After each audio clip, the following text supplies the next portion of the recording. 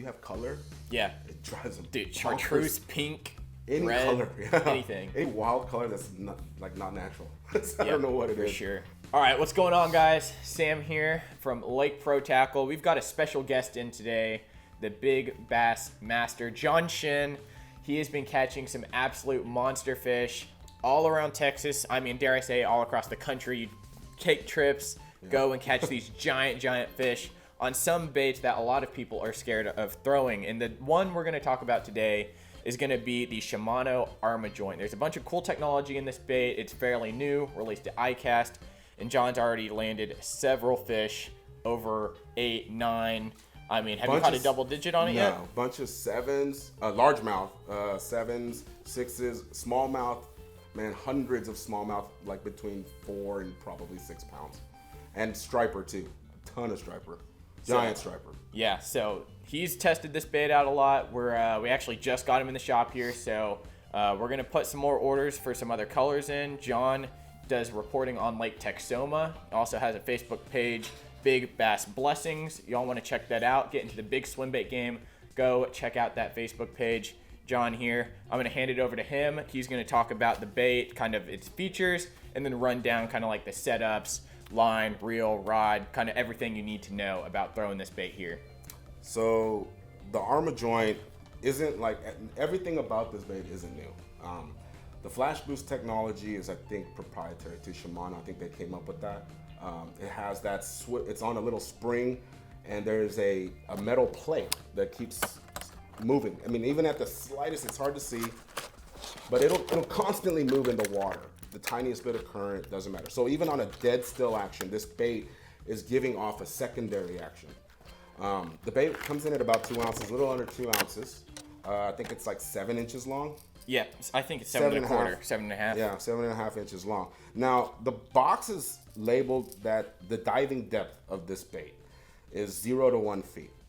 It depends on water temperature, it depends on your line size, and it also depends on your cadence. People could look at that and be like, oh, this is a straight up surface bait.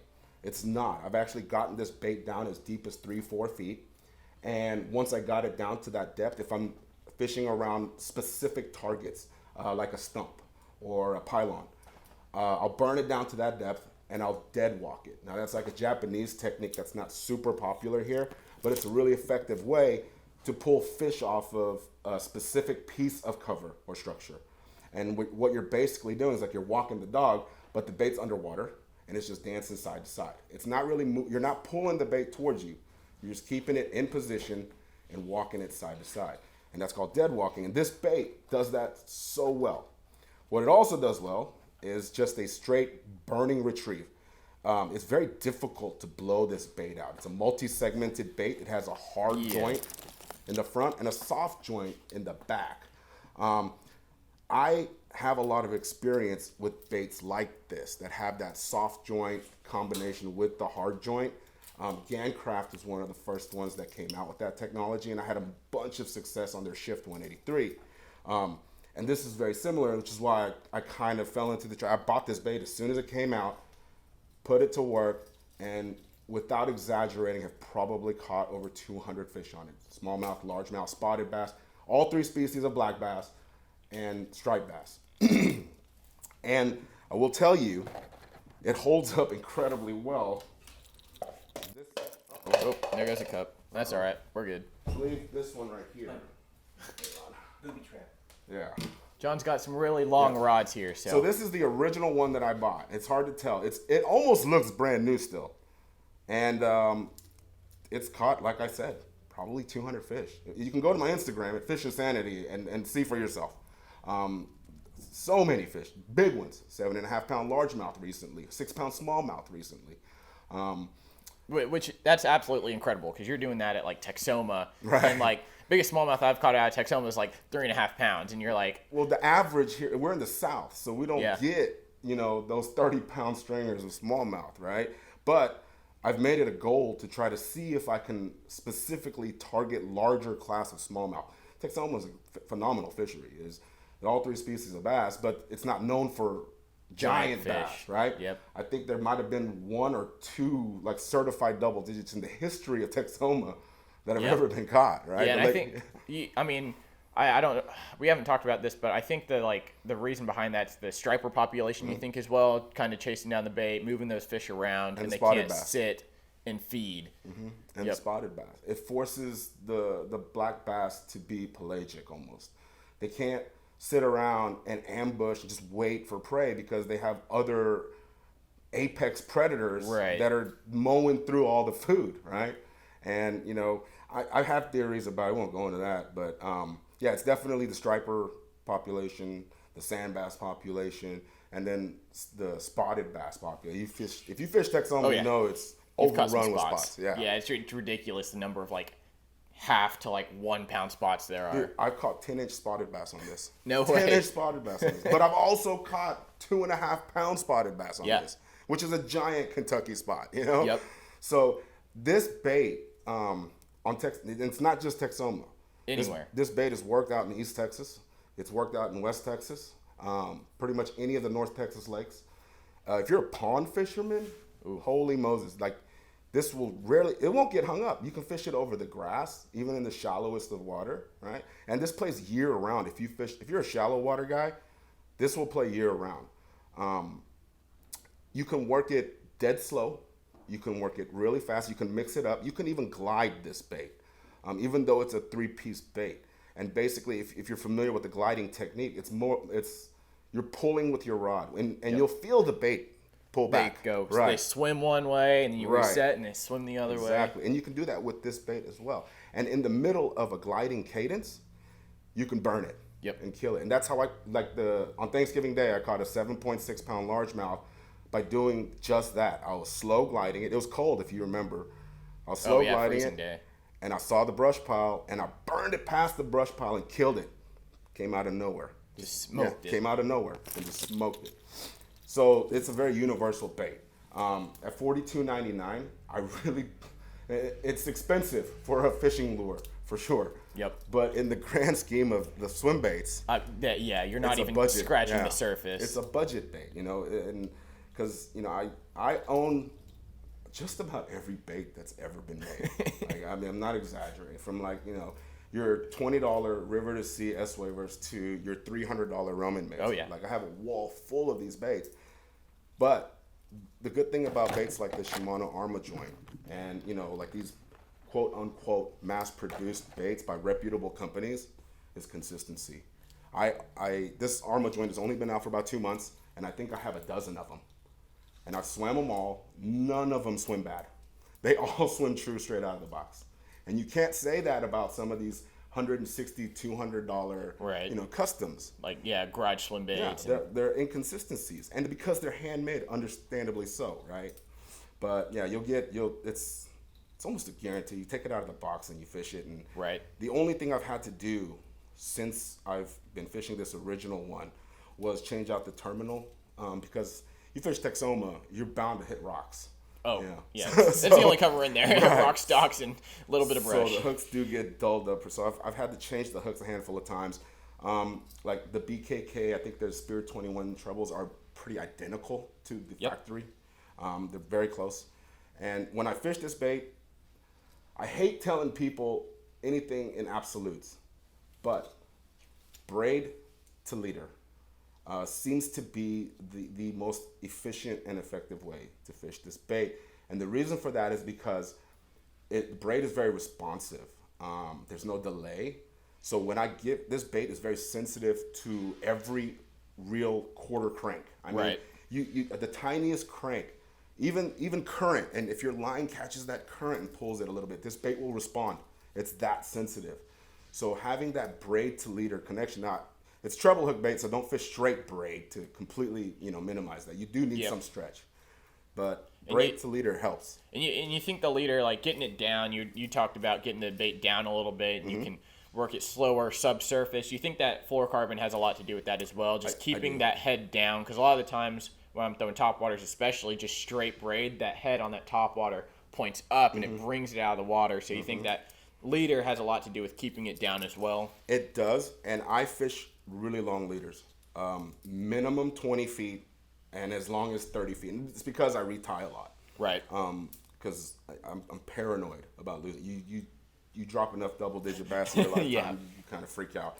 So I retie a lot. So I'll tie 20 to 30 foot long leaders, but that also helps because there's more stretch.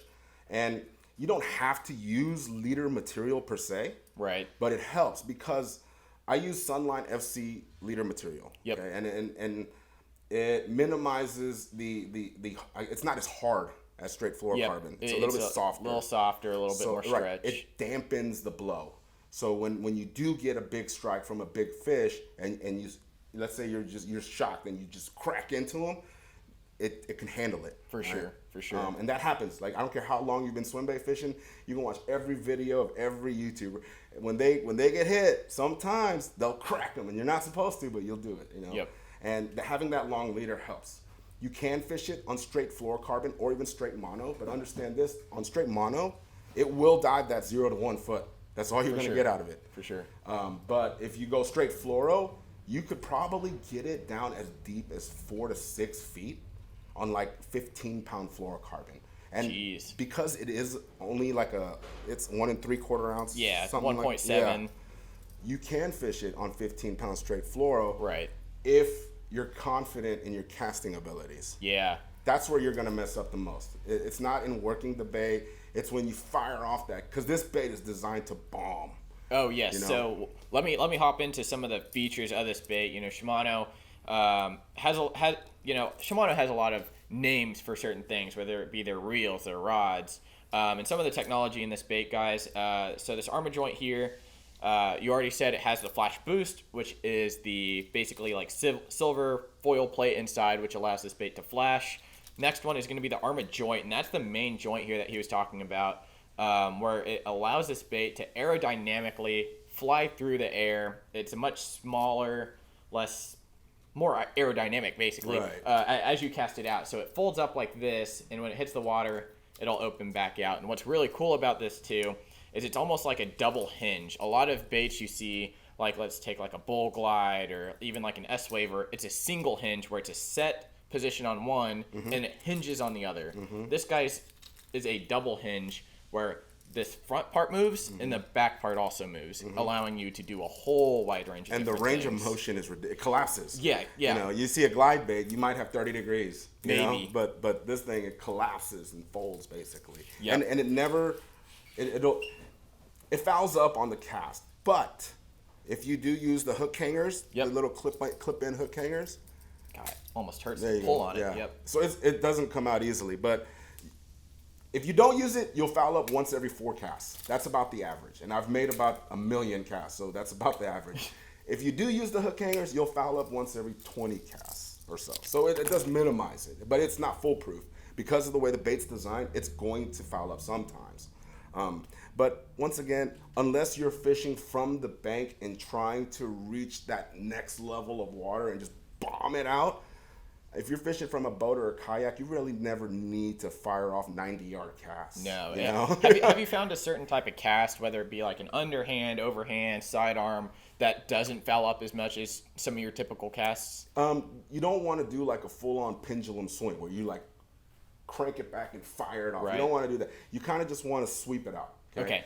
But if you do need to get it far and you do want to, just bomb it out there, it's not going to foul up all the time. Sometimes it will. Right. And that just happens with treble hook baits, and I mean, you get those treble swinging everywhere. And I get what you mean when you say like rear back, like all the way, because as you rear it back, that head turns, and then you keel that that bait basically does like a 360 in air, and definitely I see how it drastically you'd have more hangups on your hooks. And also the way this bait is designed.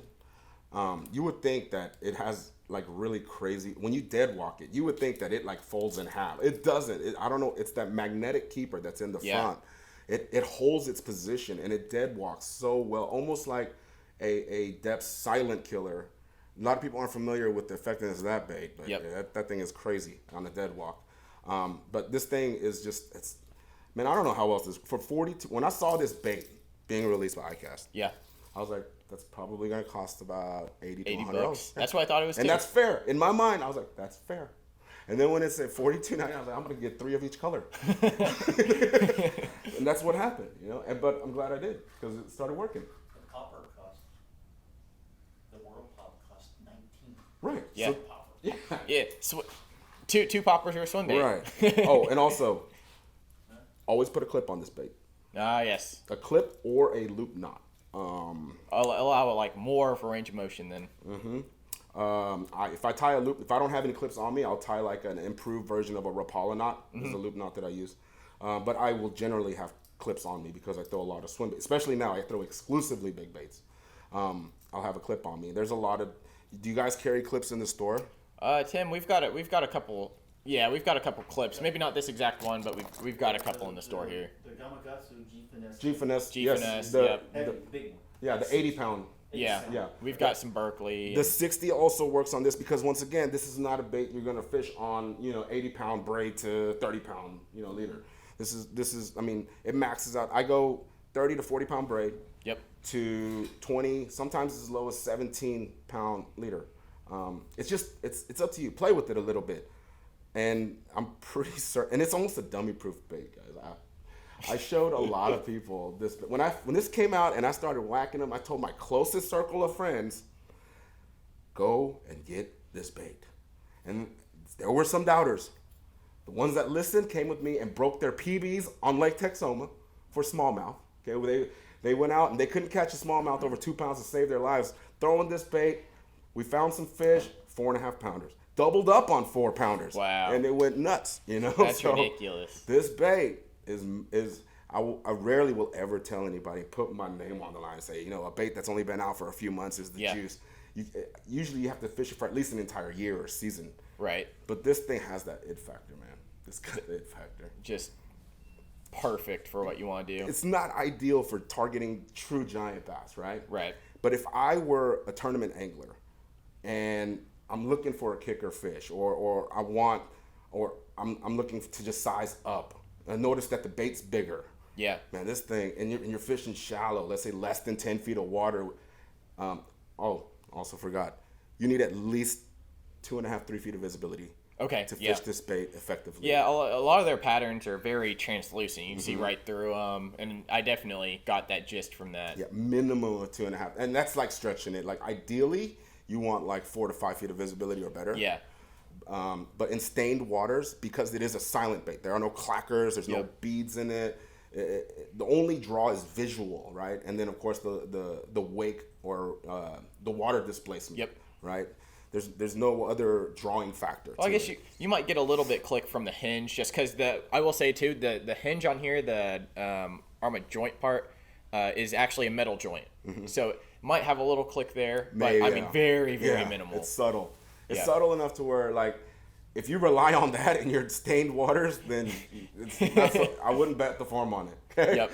So clear water, it doesn't really matter. Like it shines in really bright, sunny conditions, and if it's like flat, calm, and everybody's like, "Man, today's just a horrible day." Post frontal, I don't want to fish. This thing shines. Yeah. It forces them to come out and reveal themselves, even if they don't want to.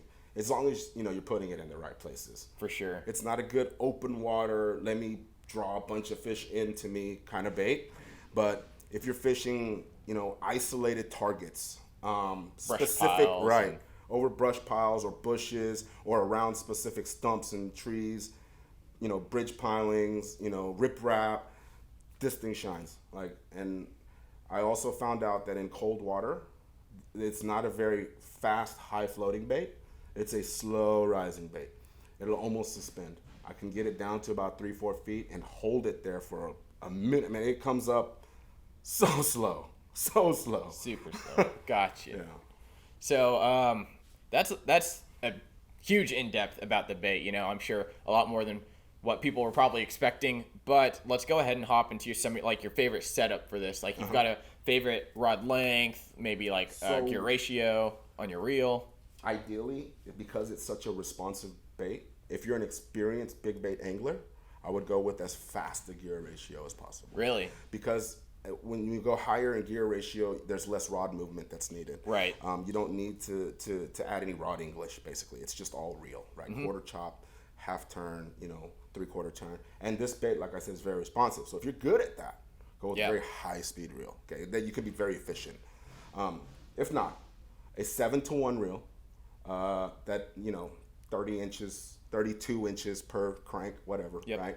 That range is good. But also remember that your spool size determines the retrieval at the end of a Yeah. long cast, right? Yep. If you have a very tall spool, not a wide one, that drastically changes things. Even though your reel says 36 inches per turn, you dump half that spool, you're getting like 12 inches back. Yeah, Okay? so I guess remember like that. in Shimano terms, like Corrado 200K would be like the minimum size you would go with, or would you even go down to like a 150? I think I could throw it on a 150. I throw it on a 200. I throw it specifically on the Daiwa Coastal Yep. 200 TWS with a 40-pound samurai braid to 20-pound Sunline FC leader material, or and that's a Miller Swim Freak rod Yeah. that I got from these guys over here, and I actually really like it.